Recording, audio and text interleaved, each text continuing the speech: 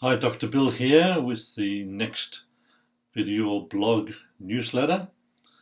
And this one's a very interesting, even controversial topic I'm delving into. Reluctantly, you might say, but still feel that it's important to put my views across. And as it says in the title, this is not an anti-vaccination video or information. It is more a pro-safe vaccination, pro-choice, and also informed consent. So when we use that term informed, I think that's a very interesting term. So let's start off with looking at informed.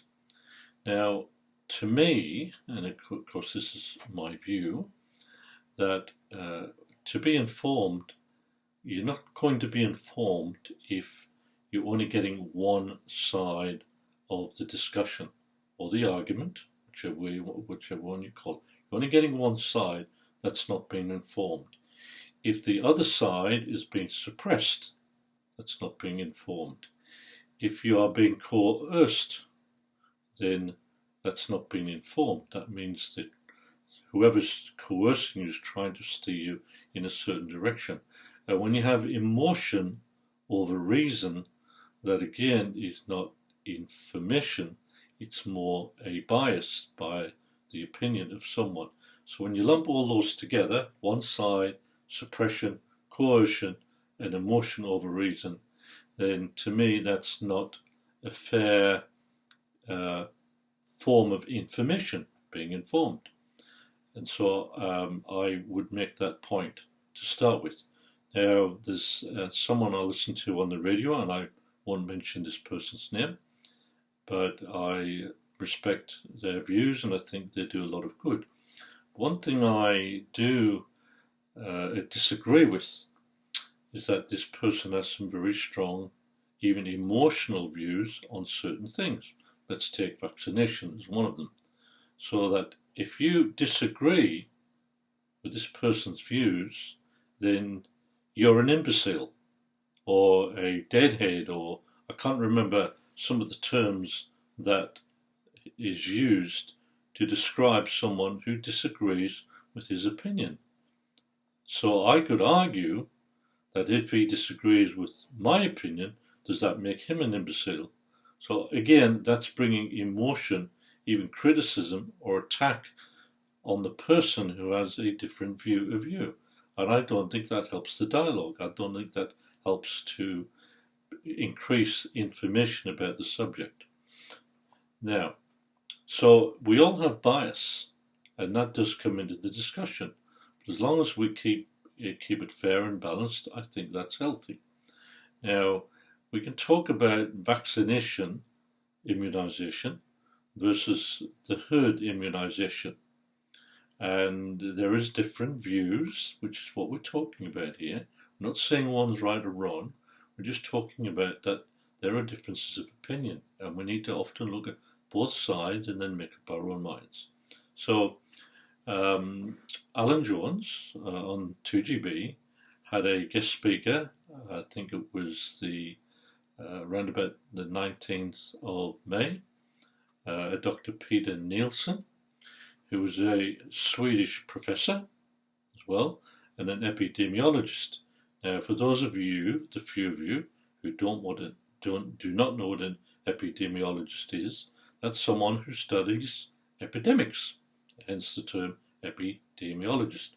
So they study epidemics and also pandemics, which is on a higher scale, and they advise the government on what preventative or treatment measures can be used to control pandemics or epidemics. And so they create models. In other words, they try to predict what's going to be the outcome of a particular disease. And again, as many of you will know, Sweden adopted, rather than they adopted the herd theory, the herd immunization, if you like, model. And they didn't shut down the economy. They have tried to practice the normal hygienic rules, washing your hands, sneezing at your elbow, social distancing, all of those sorts of things. They try to advise people to do all of those things, but they didn't shut down the economy. Now, who's right and who's wrong? Again, it's discussion. We look at both sides. And so Sweden made that decision, and Dr. Peter Nielsen was saying that you have to balance not only the physical health of the nation, the individual, but also you have to balance the mental health, the social health, and the financial health of the individual. So there's two sides to the equation, and finding that balance is not easy to do that. And we'll get to another example of that in a moment. I'll mention that now. In our country, as many of you will be aware, the federal government, based on the advice of their chief medical officer, who's an epidemiologist, I presume, but he's a medical doctor, and he advised the governments that they needed to start opening up the economic side of the equation, to start getting people back to work for the other aspect, health of the nation. And of course, some of the states, based on advice from their chief medical officer, disagreed. So who's right and who's wrong? Which medical officer, which medical doctor is right, which one is wrong? They see things differently. Now, there may be other factors coming into the equation, and I don't want to be critical or negative, but I'll just put it out there. It could be other factors. It could be political. It could be, as my wife keeps pointing out, it's the unions having their influence with the teachers. So there can be other factors that come into play. And again, that's all about the information. So coming back to Sweden. So it's interesting, the figures that are relevant now, that is at the time of making this recording. And I'm going to give you the number of deaths per head of population in each country, not the total number of deaths. So in other words, if America's got whatever it is, 300 more million people, then they're going to have more deaths because they've got more people there. And a nation that has less population is going to have less deaths.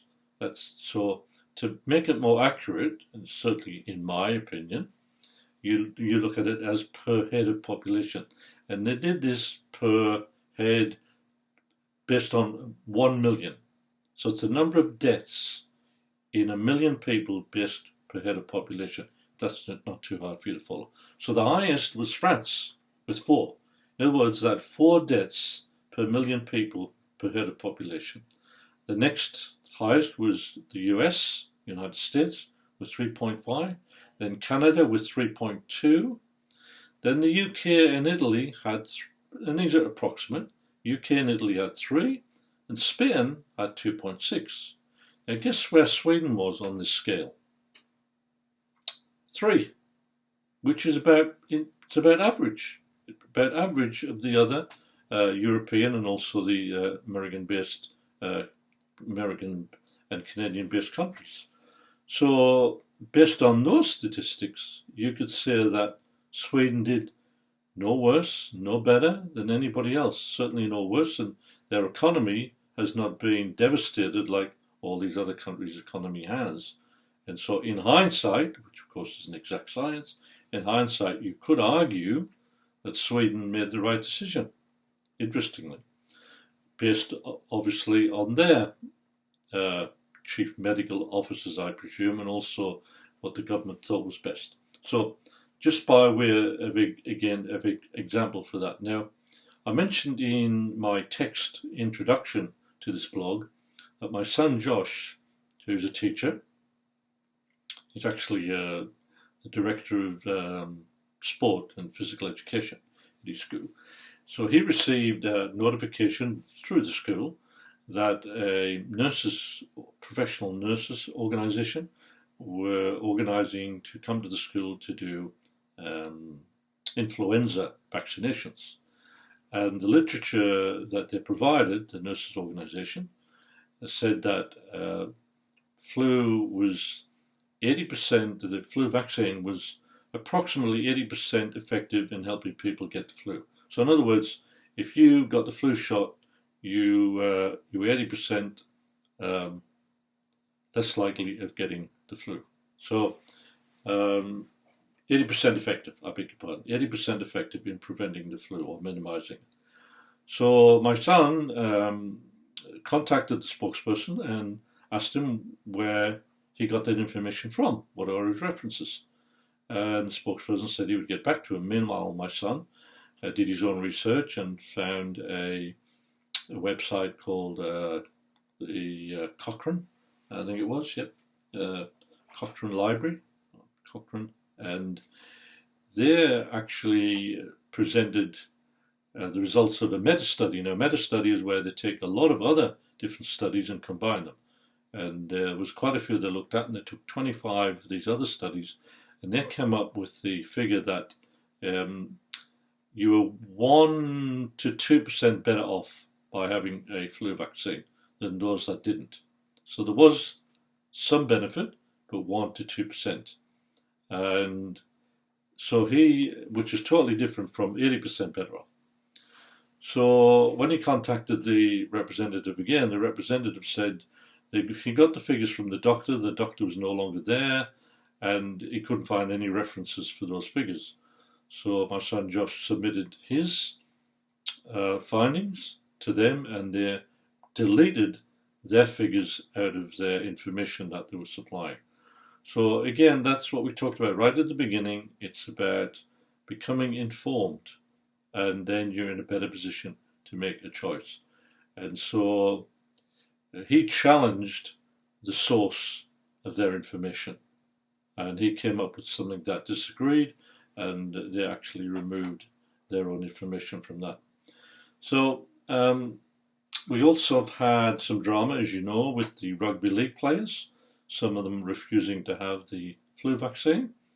And what I found interesting in this, even though we still don't know whether one of them said they would have it just to be able to play, but they've said the other two will not be able to play if they don't have the flu vaccine this season. So I'm presuming that the reason they feel it's so important is that if they don't get the flu vaccine, which according to one lot of research, it only makes you 1% better off, then you're more likely to get COVID, the COVID virus, COVID-19. And if you get both together, then you're going to be even more sick. And again, I'm presuming, I haven't seen anything, is that then you're going to spread it more easily. So I presume that's what they're looking at as being socially responsible, acceptable. So we have to balance this. Just before I go into that, it's interesting that two coaches, Rick Stewart from Canberra, supported the decision of these players not to have the flu vaccine if they didn't want it. And even Brad Flittler, who's the New South Wales Origin coach, he said he wasn't going one way or the other. He wanted to see more information. Isn't that interesting? He wanted to see more information on the subject before he was willing to state his opinion, which, bravo to him for actually taking that position. He said he didn't have enough information to make a decision.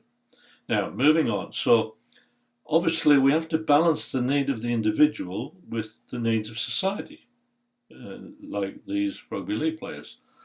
But my question is, well, who decides what's best for society? Sometimes at the expense of the individual. Who decides that?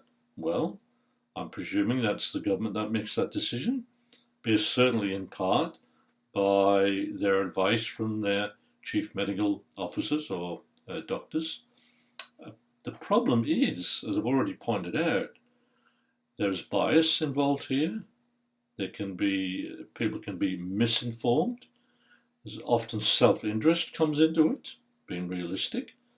There's often vested interest comes into it. In other words, the dollar can be a factor.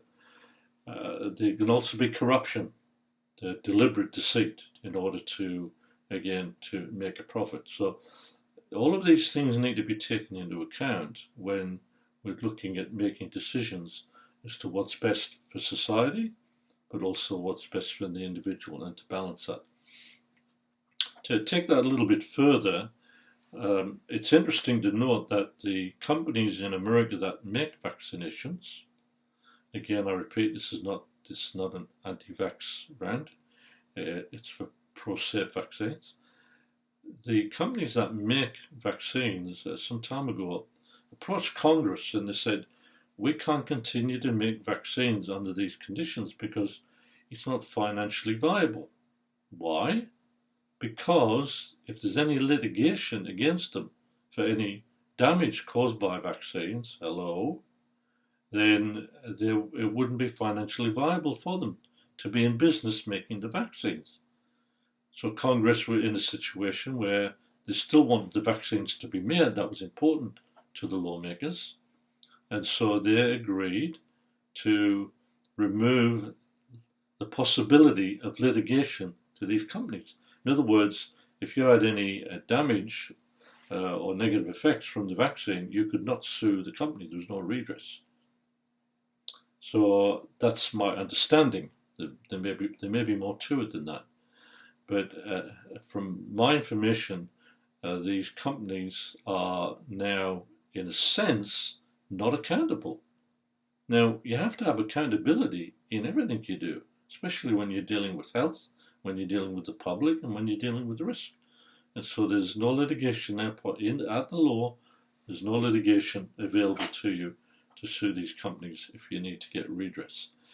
In my business, for instance, I have to have professional indemnity insurance. So if something goes wrong in my practice and I'm deemed to be negligent, which is the term, for whatever reason, I don't follow the normal standards, and something happens to one of my patients, then I can be sued by that patient.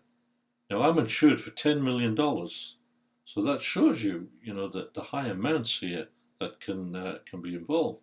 And so I pay insurance every year, professional indemnity insurance, so that if something does go wrong in my practice, which it can happen in any situation, human error, then I have enough insurance to actually pay for my defense, but also pay for any damages that might be awarded to someone who's been negatively affected. But the interesting thing is I have to inform my patients that there is a potential risk from what I do, especially when doing manual neck adjustments, that the research has shown that it is possible that there can be some damage done to the vertebral artery, even a stroke, from vertebral neck adjustments. Now, what are the statistics? The statistics vary, but generally it's less than 1 in a million. So for 1 million adjustments that are performed, there's 1 in a million that can result in damage to the patient.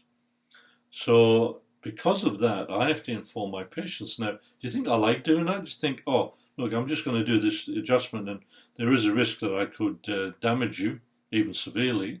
What do you think the person's going to do? They're going to say, no, thank you. And so I found that very, very difficult to do.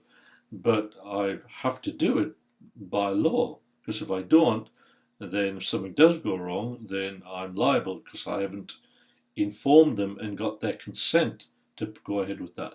So when I say it's 1 in a million, it's highly unlikely. And then, then they make that decision, even though it's ideally, you don't want to worry the patient unnecessarily. You automatically think, well, I could be that 1 in a million. But and it's the same with doctors, and everyone has to be accountable when they're performing a service or even in business. So that's the principle. Now, just moving on to towards the end now. I'm just checking my cheat sheet up here. Now, so just on that, we have to obviously be honest. And if there's no accountability, we can tend to be dishonest because we can make more money by doing that often. Now, there are medical doctors that in pediatric medical doctors, that is those that specialize in the health of children, that are calling for more control over the safety of vaccinations. They're not anti-vaccination, they're calling for more safety in the administration of vaccines. And I've already talked about how we need to obviously be aware of the manufacture of the vaccines, because if there's no accountability, then perhaps they may not be as rigorous as there could be. That's that human error or that human factor coming into it. So these pediatric doctors, which are actually featured in the link to the video that accompanies this blog, so you can look at that yourself if you want to. So these doctors and others are calling for greater scrutiny in the administration, not just the manufacture, but the administration of the vaccines. Because, as they claim, that sometimes a person can be given 10 vaccinations in the one shot. And they're saying that there's been no trials done, there's been nothing investigated to say what are the effects of in the combination of all these vaccines together. And they say they believe that there's potentially more risk involved by the amount of vaccines that are given, but also how the time period between each shot that's received. And they point out that before the child is 6 or up to 6, they can receive as many as 40 vaccinations now for all sorts of different things. So I think that's worth some scrutiny. And I've always maintained that if you do vaccinate, leave it as long as you can, have as minimum number as you can, space them out as long as you can, and make sure that there's no immune weakness at the time, there's no cold or virus in the system, and that there's, the child is not sensitive to those things.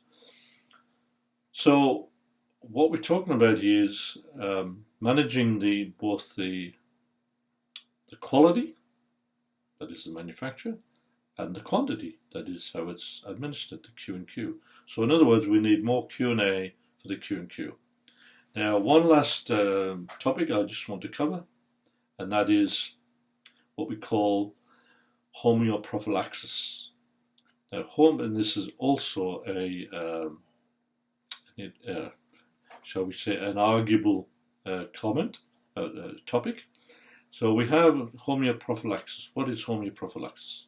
Homeo represents homeopathy, and prophylaxis is prevention. So it's using homeopathy to prevent a disease or illness or sickness. And of course, it is, as I said, it's a controversial area, and there's a lot of opposition or non-belief in homeopathic medicine, and that's fine, but all I'm doing is presenting something else for you to consider. Now, I did do an article a number of years ago on homeopathy, and in part how it can be used as an alternative to vaccination. Now, some people may think this is irresponsible because homeopathy doesn't work, therefore it's still anti-vax, but I present the information, you can make your own choice. And it goes into the evidence of the effectiveness of homeopathy. And so if you want a copy of the article, just let me know and I'll send it to you. I present a lot of different things in there to provide the evidence for the effectiveness of homeopathy in general. Now, there's only 3 areas I just want to quickly mention today, rather than going through the whole article because it's quite lengthy. I just wanted to mention the Brazil experience, or the Brazil evidence. In August 1974, there was an outbreak of meningitis in Brazil, and long story short, they took 18,000 children and gave them a homeopathic prophylactic remedy for the meningitis. And they took another group that were not treated at all. But the group that had the homeopathic remedy, out of 18,000, that's not a little number, 18,000 they had 4 children that were affected by meningitis. Out of the 6,340 that didn't receive any particular remedy, they had 10 cases of meningitis. So 18,004 affected, 6,340, 10 affected. That's a ratio of about 1 to 10. So 10 get it without the homeopathy, 1 get it with the homeopathy. Interesting. There's another one with Cuba, and Cuba has a problem with leptospirosis at different times of the year. Leptospirosis is what we call a zoonotic disease, infectious disease, which means it can be transmitted from an animal or even an insect to humans. So leptospirosis often occurs because of the different seasons over there, and I'm presuming it's the rainy season, tropical, but I'm stand corrected on that if I have to. So because they had a lack of vaccinations available to the number of people they wanted to treat, they took to give 2.3 million, this homeopathic vaccination, and they found that they were able to, because of it happened previously, they were able to predict or model, again, that they expected 38% of the population to contract the leptospirosis. 38, so I have to slow down. Per 100,000 people, 38 would usually contract the leptospirosis out of 100,000. 38. Of the 2.3 million that received the homeopathic remedy, belladonna it was actually, 4 people per 100,000. 4 people per 100,000 with the homeopathic remedy, 38 without. So that's just, again, interesting. And that was 8.8 million that actually was 38 per 100,000. So it was a control group. 8.8 didn't receive anything, 2.3 did million. And the last one I want to mention is India with the Japanese encephalitis. And of course that can create a lot of, it can obviously create deaths. It's a brain infection and can create a lot of neurological problems. This was in 2000. Now in India, the government actually is very supportive of homeopathic medicine, and they have clinics, I think there's about 500 in India, that actually administer homeopathic medicine to the population, and some of it is free. So they actually help the society. Okay, we talked about this before, individual versus society. So they offer these remedies for free, homeopathic remedies, and they have some are medical doctors, some are not medical doctors, they're homeopaths. And with the what they notice is that when they use the homeopath, they have provinces there, which is probably a little bit similar to our states, where we have a certain amount of autonomy, which means states can make their own laws, especially when it comes to the health services. So the provinces, there was one province there that was using the homeopathic remedy, and I think there was 2 million children, or 20 million children were actually given the remedy, and there was a significant decline in deaths of those that were taking the homeopathic remedy. Now you can look at all of this online. It's all there. There's a lot of information online if you want to actually go do that. So I just present that information to help you become better informed. So I'm talking about obviously safe vaccination. I'm talking about pro-choice, and I'm talking about informed consent. And so this blog is to help you get a better understanding of what's going on and how you can take more responsibility for your own health and for those that you love, and you can do your own research. And I know this can polarize, and I know some people may think I'm being irresponsible, may disagree with me, but that's okay, because that's what it's all about. It's all about pro-choice.